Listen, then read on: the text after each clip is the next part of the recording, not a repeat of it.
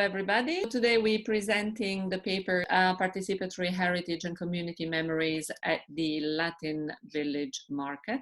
This is a collaboration between the two departments and the Pueblito Paisa Community Center in North London.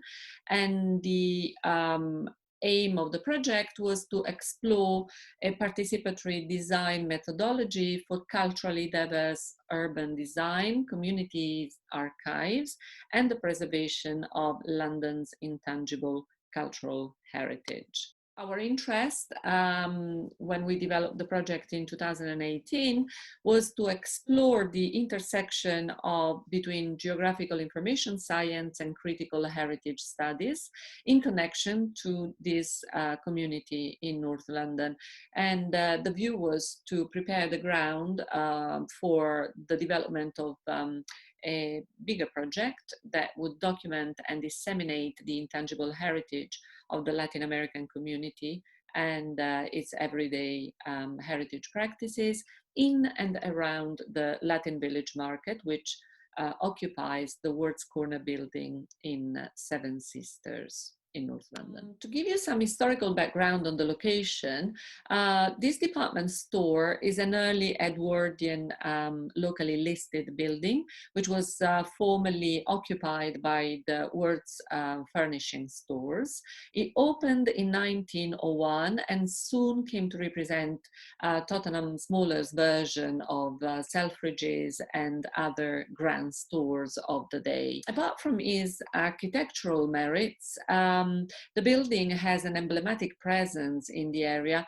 Even Seven Sisters Junction, where it's located, a strong identity as a hub for business and trade. It really sits on an historic route in and out of London and is part of a string of conservation areas that has been protected over the years, also through public funding. Let's remember that Tottenham at the beginning of the last century was very much not really an urban area, but rather a peripheral area of London. So to have this building there really helped with the regeneration at the time of the old location.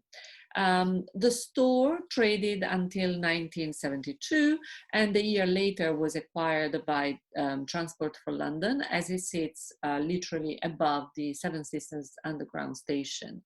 Then, since the early 1990s, the ground floor of the building has really been used as an indoor market. And although there has been a wide mix of ethnicities since the beginning of being used as an indoor market, including Asian and Caribbean and Europeans, the majority of the traders over the past 10 years has really been Latin American. And this gives a very strong cultural personality to the place and certainly relevance for the community. Now, since the beginning of the 21st century, this building has become a site of contention between the local community and the council. This basically is a result of a development plan which followed basically a publication in 2003 of a draft produced by the Haringey Council. And then in 2007, the council entered into a development agreement with the developer Granger, whose plan was to demolish the existing buildings on the site and replace them with a mixed-use development of retail and residential units. The plan was immediately opposed by the local community as nobody locally felt that it would respond to the needs of those living and working there. And so they created the Words Corner Community Coalition, which was basically formed in 2007 and involved about 350 local residents and traders in discussions about alternative regeneration plans.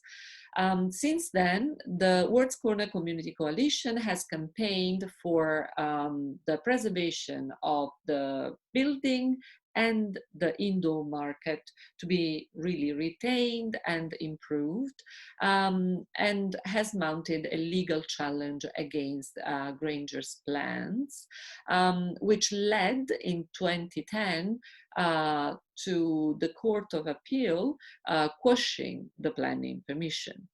However, in 2012, Granger submitted revised plans. These were basically accepted, approved by Haringey Council, and whilst in 2014, the indoor market was listed as an asset of community value. In 2015, the council served a compulsory purchase order to force the sale of the site and allow Granger to commence demolition.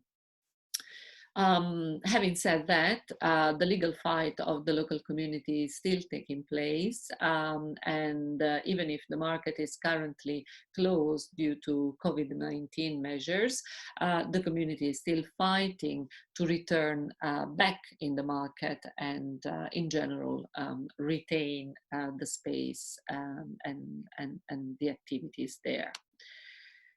So, everyday heritage. Now, the reason for Muki and I to be really so interested in the location is also because we were interested in exploring the role that markets can play in keeping cultural heritage alive. We know already of the economic and social benefits of markets, and these have been widely explored in recent years. We have Mary Porter's report in 2011, which basically says, start quote, "Markets are a fantastic way to bring a town to life. People coming together to buy, to sell, to meet, to share, to discover and enjoy each other's company," end quote. So for us, the question was not only focusing on the economic function that the market plays in the community's life, but also how the market could revitalize a sense of belonging for a community that has been basically forced to leave much of the shopping area in and around Elephant Castle, which is where the Latin American community is also strongly present. The practice of participatory mapping, which we were using, is linked to the notion that communities are linked to a place. And this is practice that goes back to the 1970s, especially in the area of development, in concepts like participatory learning and action that came out of books such as The Pedagogy of the Oppressed and similar ideas of the time. In the 1990s, this practice evolved into public participation, geographical information systems, or a participatory geographical information system. And you can see there an exercise from the late 1990s in which I have been working with communities in Wandsworth. But today, this practice, of course, evolved using the latest web technology and the social enterprise that UCL created on this area called Mapping for Change is providing community maps that can address different issues. Some of them can be factual, where we will use things like citizen science for measuring quality, or there can be about concepts and memories that community have. Also on the left, you see some work that is part of the ERC Advanced Grant Project Exandris, where the ability to create and share geographical information with maps is aimed at people with little and with no literacy, and especially working with indigenous groups to support recording and protecting natural resources. So the context that you see the example there is around logging and protection of resources from logging companies. one of the common aspects of participatory mapping activities, whether in a development context or in London, is that heritage and community memories are becoming part of the process. They are frequently coming up as something that people will discuss, and they can be linked to locations through the use of maps. So the use of maps is a good way to evoke such shared memory and to locate them in common places. And that's the example that we have used in that. There are many examples of successful projects that are providing an outlet for sharing memories. So this is an example of a map that was created in the context of heritage and supporting the nation. That's for Bristol Aerospace and their fundraising campaign around the installation of the Concorde and the memories that people have in it. A lot of map memory are actually not about people with power and resources, such as the people that highlighted the information on this map, but they play a special important role for marginalized and excluded communities because they provide a scope for representation and for the notion that their views matter, that there is a place out there where they can show their information and that it's available for others to see. So we decided then that this approach would, if combined with the Dig Where You Stand approach developed by Sven Lindqvist, could really be an interesting way of eliciting memories from the community through the mapping workshops, mapping exercises, and which would start at least identifying those areas and those places of vital importance for the local community in the area of Tottenham.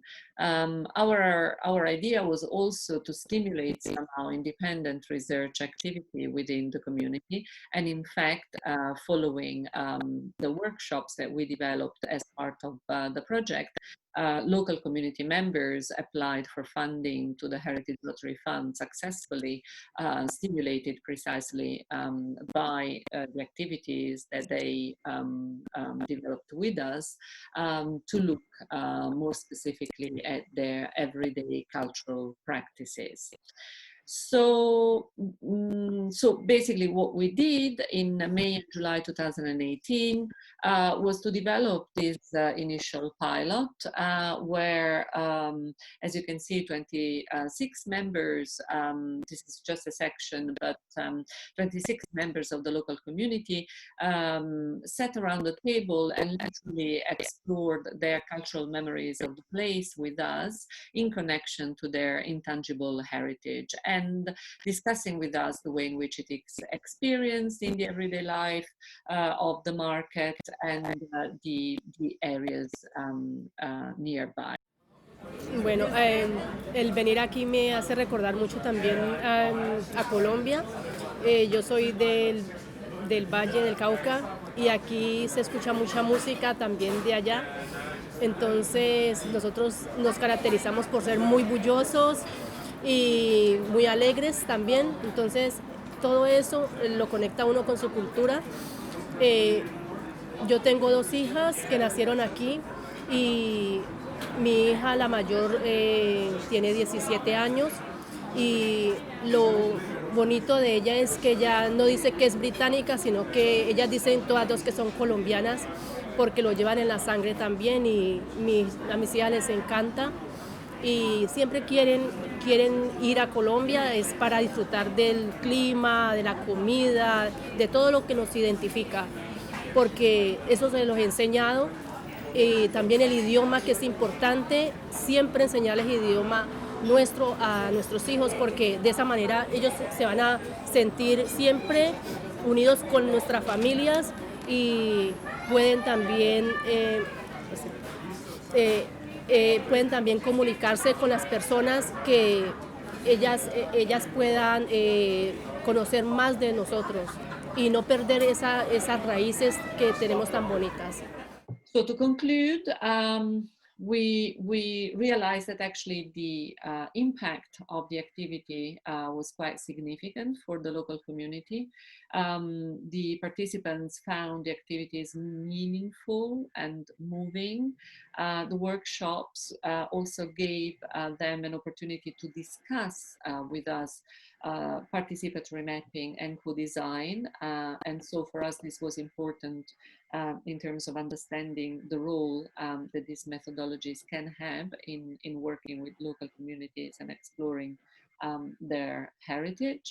And our future plans are to basically create a much deeper and also wider map of the market and the surrounding area in Tottenham, highlighting the Latin American intangible heritage and its connection to places, cultures, and heritages in and outside London, as well as creating a digital artwork which will link this heritage to the history of the area.